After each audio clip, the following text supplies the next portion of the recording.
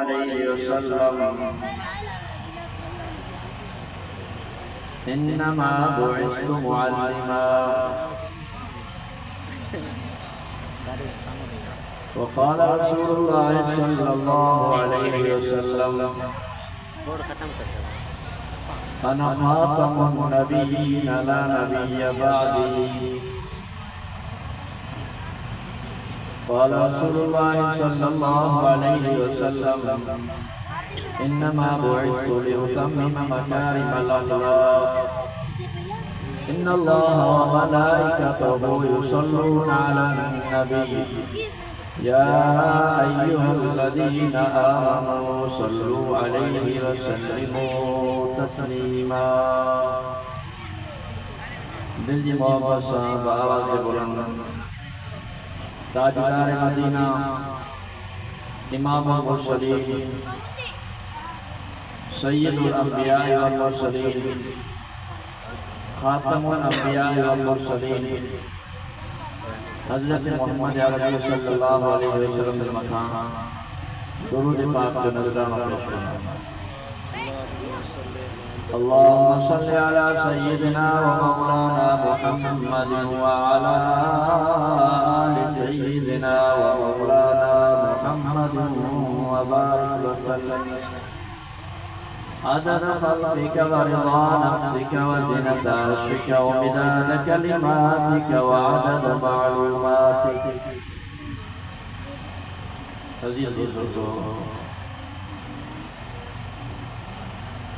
अल्लाह रब्बुल इज़्ज़त जे कुरान मुक़द्दस में चंद अल्फाज मुबारक पैगंबर अलैहिस्सलातु वस्सलाम जूं चंद हदीसूं अवां साम्हूं तिलावत कयूं आहिनि। अल्लाह जल शानो मूंखे सही सही समझाने की तौफ़ीक़ नसीब फरमाए। रब साईं मूंखे हाज़रीन मजलिस के पूरी उम्मत मुस्लिमा के अमल की तौफ़ीक़ नसीब फरमाए। जेकॾहिं अवां जो तवज्जो हूंदो त कुझु ॻाल्हाइण में मज़ो बि ईंदो, छो त आम हिकु उस्ताद जी हैसियत सां ॻाल्हाईंदो आहियां।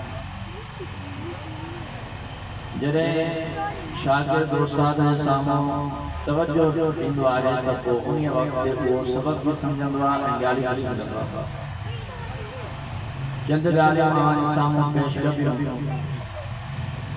ऐं इंतिहाई मुअस्सर तरीन ॻाल्हियूं हुयूं। अल्लाह ताला सां सभिनी खे अमल जी तौफ़ीक़ नसीब फरमाए।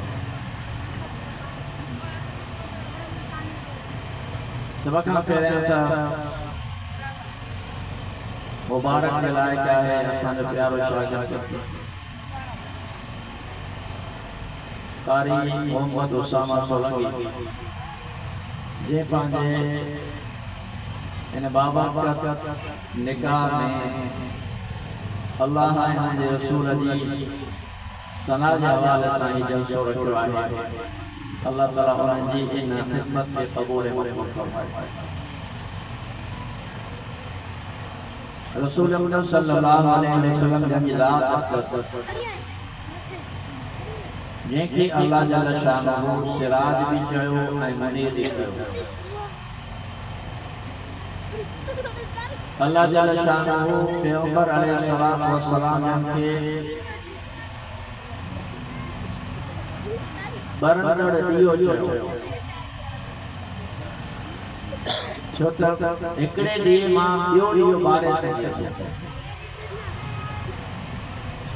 नबी अलैहिस्सलातु वस्सलाम जो फैज़ हज़रात सहाबा किराम खां थींदे थींदे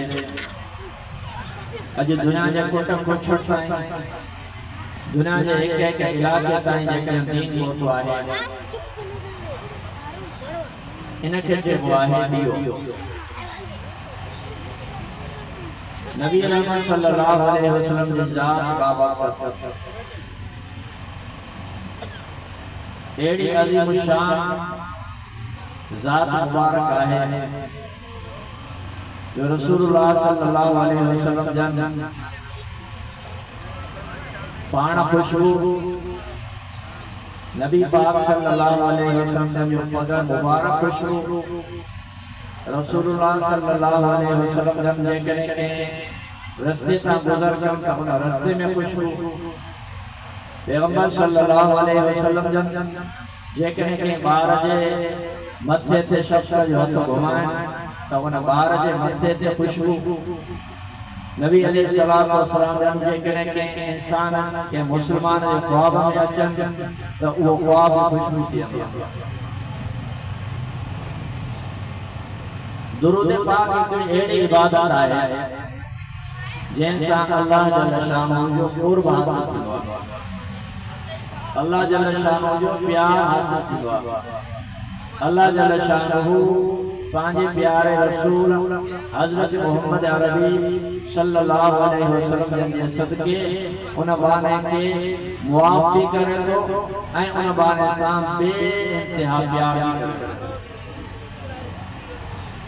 रसूलुल्लाह सल्लल्लाहु अलैहि वसल्लम मथा जेको असां दुरूद पाक पढ़ूं था इहो सिर्फ असां जो तोहफ़ो न आहे इहो तोहफ़ो फरिश्तनि जो भी आहे अल्लाह जो भी आहे। ऐं दुरूद पाक एक अहिड़ी इबादत आहे जो उन जे क़बूल थियण में असां के कॾहिं शक नथो ॾिसे।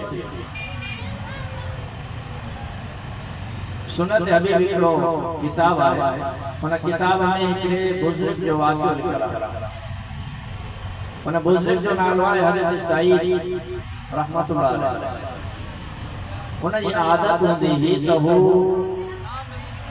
मुतादद ऐं मुय्यन मिक़दार में दुरूद पाक पढ़ी करे को आराम थींदो हो। हिकिड़े दफ़े थे त मां दुरूद पाक पढ़ी करे जेको मुझे मुय्यन मिक़दार हो आराम थी फरमाए त मां रात जो ख्वाब ॾिसां पियो जे कमरे में मां आराम हुयुसि उन ही कमरे में आका अलैहिस्सलातु वस्सलाम जा तशरीफ फरमा थी आया। दरवाज़ो खोलियो वियो आका अलैहिस्सलातु वस्सलाम जॾहिं कमरे में अंदर तशरीफ फरमा थी आया तो आका अलैहिस्सलातु वस्सलाम पंहिंजे गुलाम हज़रत सईद खे फरमायो सईद पंहिंजा ही चपत और जे चपत सां मां मोहम्मद जे मथां दुरूद पाक पढ़ंदो आहियां वे चपत और मां मोहम्मद तुझे चपत ते भरोसो ॾियां। हज़रत सईद फरमायो थो त साईं मां जो अदना गुलाम आहियां मां हिकिड़ो गुनहगार इंसान आहियां मां जो अदना उम्मती आहियां ही चप गुनहगार चप आहिनि ही जिस्म गुनहगार जिस्म आहे अवां त पाकनि जा पाक अवां त नूरी मखलूक अवां बशरी मखलूक अवां त हिकिड़ा अज़ीज़ इंसान आहियो अवां बख़्शल बख़्शायल आहियो अवां त मासूम नबी आहियो मूंखे इहो जुगाए नथो जो मां पंहिंजा गुनहगार चप अवां जे तरफ़ पेश कयां। हज़रत सईद रहमतुल्लाह अलैह फरमाइनि था आका अलैहिस्सलातु वस्सलाम मुंहिंजे तरफ़ नज़दीक थी आया ऐं मुंहिंजे रुख़सार ते भरोसो ॾिनऊं मुंहिंजे गिटे खे भरोसो ॾिनऊं ऐं फरमायो त थोरे अरसे खां बाद मूंखे जाग थी ऐं जीअं मां पंहिंजे कमरे में ख्वाब जे दौरान ॾिसी रहियो हुउसि आका अलैहिस्सलातु वस्सलाम जे हदियत सां कमरो जो रोशन थी वियो हो त कमरे में खुशबू भी फैलाजी रही हुई। फरमायो त जॾहिं मूंखे जाग थी त यकीनन कसम खणी करे चवे थो त मां जीअं ख्वाब में रोशनी ॾिठी हुई हक़ीक़त में भी कमरे में खुशबू रोशनी भी ॾिठी ऐं खुशबू तो दुरूद पाक जे बरकत सां अल्लाह जल्ल शानहू आका अलैहिस्सलातु वस्सलाम जो उन पंहिंजे गुलाम खे दीदार करायो ऐं उन दीदार जी बरकत सां आका अलैहिस्सलातु वस्सलाम जी खुशबू उन जे कमरे में ऐं फरमायो थो त जे रुख़सार ते ऐं जे गिटे ते आका अलैहिस्सलातु वस्सलाम जा मूंखे भरोसो ॾिनो हो हिकिड़े हफ़्ते ताईं मुंहिंजे गिटे तां खुशबू ख़तम न थी। अहिड़ो आका असांखे मिलियो आहे जेके अवां असां चाहियूं था आका अलैहिस्सलातु वस्सलाम जो क़ुर्ब असांखे हासिल थिए त पोइ ज़्यादा में ज़्यादा दुरूद पाक पढ़ो। बुज़ुर्गान दीन जा खोड़ वाक़िआत आहिनि जिनमें आका अलैहिस्सलाम की ज़ियारत थी। नबी अलैहिस्सलाम ने साहिब को शख्स फरमाया तो ख्वाब में ॾिसां पियो महफ़िल लॻल हुई, उन महफ़िल में मां जॾहिं वेझो थियुसि आका अलैहिस्सलाम जो मां चेहरो ॾिठुसि, चेहरो मुबारक ॾिठुसि। मां जॾहिं क़रीब थियण लॻुसि चाहियुसि त मां हथ मिलायां, आका अलैहिस्सलाम सां मुसाफ़ा कयां। फरमाया त मुझे मुसाफ़िर थी से मुझे इजाज़त थी वो पाण अंदर अंदर में फैसलो करे थो त मूंखे ज़ियारत थी दुरूद जी बरकत सां, पर मां आका अलैहिस्सलाम सां हथ थोड़ा मिलाए सघुसि। वो पंहिंजे अंदर अंदर में पंहिंजी का कोताही तलाश करे थो त कहिड़ी कोताही जे करे अॼु मां अल्लाह जे रसूल खे ख्वाब में हथ मिलाइण खां महरूम थी वियो आहियां। फरमाया त मां फैसलो इहो कयां थो त कॾहिं कॾहिं मां हदीस जो जॾहिं सबक़ पढ़ाईंदो आहियां त बग़ैर वुज़ू जे हदीस जो सबक़ जॾहिं बग़ैर वुज़ू जे हिकिड़ो अल्लाह जे रसूल जो उम्मती पढ़ाए थो पियो त उन हिकिड़े कम कोताही जे करे नबी साईं जे हथ मिलाइण खां महरूम थो थिए। असां पंहिंजी ज़ात खे ॾिसूं जे करे असांखे हिकु त ज़ियारत कोन थी थिए ऐं वरी करे तमन्ना बि आहे कई। आका अलैहिस्सलाम ने फरमाया जेको शख्स मां मोहम्मद खे ख्वाब में ॾिसे थो ॼाणो त मूंखे पंहिंजी ज़िंदगीअ में ऐं हयाती में ॾिठो आहे। पाण सां फरमाइनि था इन जे करे त शैतान मां मोहम्मद जी सूरत कॾहिं बि नथो वठी सघे। अल्लाह शैतान खे इन सूरत मुस्तफा जी सूरत वठण खां परे करे छॾियो आहे। इंसानी रूप में अची सघे थो, कंहिं बि वली जी सूरत में शैतान पेश थी सघे थो, पर अल्लाह जो सूरत जी सूरत में कॾहिं बि शैतान ख्वाब में नथो अची सघे। इन जे करे जॾहिं कोई शख़्स ख्वाब में हीअ शइ ॾिसे त मूंखे अल्लाह जो रसूल जी ज़ियारत थी आहे त पोइ यकीन करे ऐं शुक्राना जा नफ़िल पढ़े त मूंखे अल्लाह ताला इहा सआदत नसीब फरमाए। ऐं इहो जेकॾहिं सआदत नसीब थिए बि थी त अल्हम्दुलिल्लाह उलमा किराम करे करे आम इंसान खे ॾिठी सघे थी, पर इंसान जे अंदर तड़प हुजे। जैसे तड़प न आहे त पोइ बग़ैर तड़प का शगलंदी न। नबी अलैहिस्सलाम ने पाण खुशबू जिस मुबारक खुशबू अल्लाह के रसूल जो हथ मुबारक खुशबू नबी पाक सल्लल्लाहु अलैहि वसल्लम जो ख्वाब भी खुशबू। सब का पहले असां जी कामयाबी उन वक्त आहे जॾहिं असां अल्लाह जे रसूल जी मोहब्बत में अचूं था, उनकी ताबेदारी कयूं था। असां पंहिंजे जिंदगी के ॾिसूं, कुरान करीम के ॾिसूं, नबी अलैहिस्सलाम जे फरमान के ॾिसूं त छा असांजी जिंदगी अल्लाह जे रसूल जे हुक्म जे मुताबिक़ आहे या बुरा। नबी अलैहिस्सलाम जंहिं शइ जो हुक्म कयो आहे उन मुताबिक़ असां जिंदगी गुज़ारियूं था या नथा गुज़ारियूं। सहाबा खे ॾिसिजे, सहाबा खे जिंदगी गुज़ारी। रिवायात में ईंदो आहे त नबी अलैहिस्सलाम हिकिड़ो सहाबी आहे, फरमाया तो तमाम नबी अलैहिस्सलाम जो ही गिरबान मुबारक खुलियल हो, बटन कोन ॾिनल हुआ। फरमाया त मां नबी साईं जे इन कमीस मां हथ विझी करे अल्लाह जे रसूल जे पुठीअ में अल्लाह ताला ॿिनि कुलनि जे विच ते हिकिड़ी नुबुवत जी मोहर हई जंहिंखे लिखियल मोहम्मद रसूलुल्लाह। इहा निशानी है त आख़िर ज़मान पैगंबर इहो आहे। फरमाया तो तमाम अल्लाह जे रसूल जे गिरबान मां हथ विझी करे पासे पासे खां उन नुबुवत वारी मोहर खे हथ ऐं जंहिं ॾिठो सहाबीअ खे उहो फरमायो त मां इन सहाबीअ खे ऐं इन सहाबीअ जे पुट खे सॼी ज़िंदगी ही गिरबान भुलंदे ॾिठो ऐं मां उन खां पुछा कई त बाबा ही तव्हां सर्दी हुजे गर्मी हुजे पंहिंजो गिरबान छो था खोलियो। फरमायो त असां आका खे ईअं ॾिठो आहे, इन जे करे असां चाहियूं था त जीअं आका जो तरीक़ो आहे त असांजो बि तरीक़ो उहो हुजे। अल्लाह जो रसूल चयो न त पुट जी मां मोहम्मद गिरबान खोलियो आहे त तूं बि खोले घुम, पर इहा मोहब्बत जी अलामत हुई। जीअं मोहम्मद गिरबान कयो आहे उहे सहाबा कयो।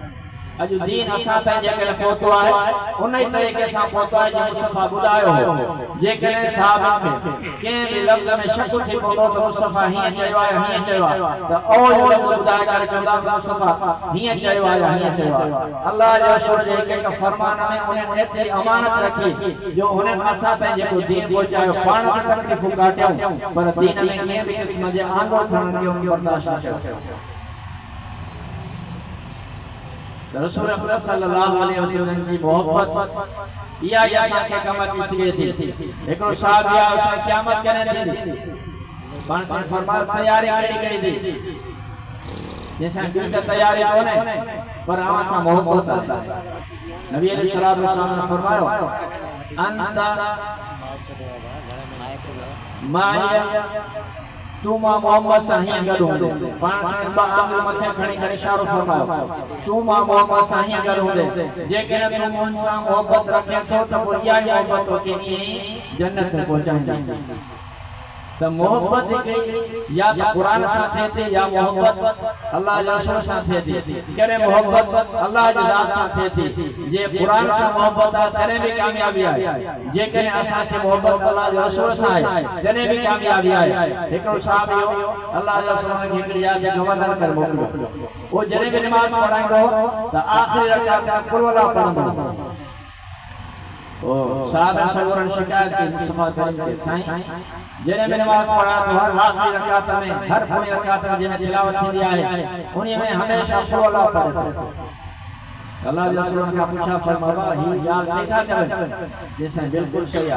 पांच से पूछा फरमाया पुत्र के छो करे दो जैसे जे करे तो मुके सूरह इखलास ए कुल वल्लाह से मोहब्बत इन दे करे हासिल पढ़ंदो है। वो नबी से फरमाया पुत्र जे करे तो के कुल वल्लाह से मोहब्बत आ तो जन्नत में भी जाए तो के इन्हीं घर पहुंचाए। या सूरत के जन्नत में पहुंचाएंदी जेकरे एक सूरत से मोहब्बत आ तो वह भी इंसान की जन्नत में पहुंचाए थी। इंसान जब कब्र में पहुंचे तो उते कुरान शफाअत करे। रिवायत में दुआ है इंसान कब्र में दफनायो आयो तो कुरान मथे पासे ना हुआ ऐ नमाज सजे पासे ना रोजो खबे पासे ना ज़कात ऐ नफल खैरात उहे इंसान जे पेर ना बींदा।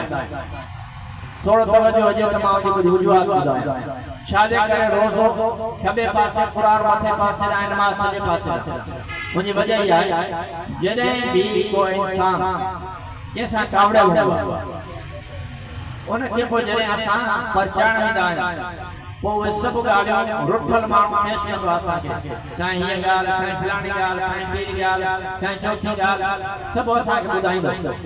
वो सब जो नाम सोबा सब गाज तुझे मथे थे पर असान जा सिफारिश किया है। त एड़े तरीके से जने मानो कुरान जा हुकुम पाने मथे ते रखे तो कुरान रे मथे पासा भी करेंगे शफाअत।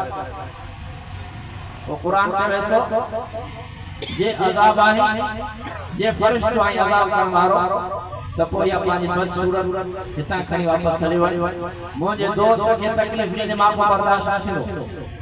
कुरान अची करे उन दिफ़ा करे थो पोइ इहो अजाब या अजाब वारो फरिश्तो सॼे पासे अचे थो ऐं सॼे पासे नमाज़ बीठी अथसि। मुस्तफा करीम फरमाइनि था अस्सलातु हुज्जतुन नमाज़ इंसान जी उन जे लाइ हुज्जत थी वञे ऐं हुज्जत जो मतिलबु आहे दस्तावेज़। जॾहिं असां जज खे पंहिंजा दस्तावेज़ ॾींदा आहियूं त पोइ जज खे सॼे पासे ॾींदा आहियूं। अहिड़े ई तरीक़े सां नमाज़ भी इंसान जे सॼे पासे न हिकिड़ो दस्तावेज़ थी करे पेश थिए थी ऐं अदालत में चवे थी त हितां हलियो वरी कोई अजाब फरिश्तो खबे पासे अचे थो ऐं इहो चाहे थो त मां हिन बाने खे तकलीफ़ ॾियां पोइ उन वक़्तु रोज़ो अची करे चवेसो हेॾे अचण जी काई ज़रूरत न आहे। हाणे रोज़े जे लाइ मुस्तफा करीम फरमाईंदा त अस्सियाम यशफान लिल القرآن والصيام الصيام والقرآن يشفعان للعبد يوم القيامة।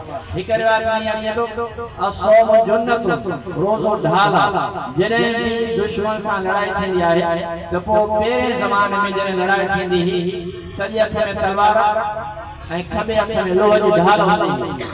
एड़े तरीके से जने कोई शख्स उन मथा हमलो कंदो हो त लड़ाई कंदो हो विड़ंदो हो तलवार सजे हथ में खणी करे पांजो दिफा कंदो हो खबे हथ जे ज़रिए। त कुरान करीम मथे पासे भी शफाअत करे तो रोज़ो खबे पासे शफाअत करे तो ऐं नमाज सजे पासे शफाअत करे थी।